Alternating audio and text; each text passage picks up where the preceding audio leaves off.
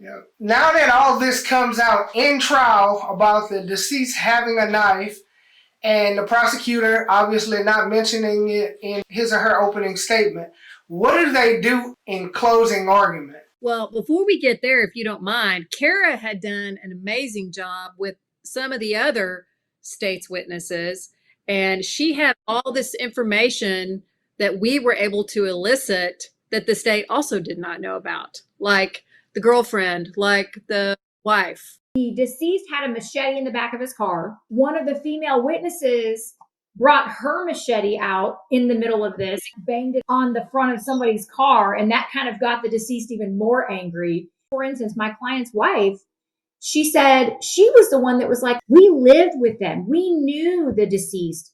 He was violent. We could hear next door when we lived in the room with them. He was violent with his girlfriend. They often got into these fights and arguments, and you could hear pushing and shoving and things like that. And our client, one, would say, look, it's not our deal. We're not getting involved. He just didn't want to cause fights. He didn't want to cause problems. So that was one thing that we were able to elicit.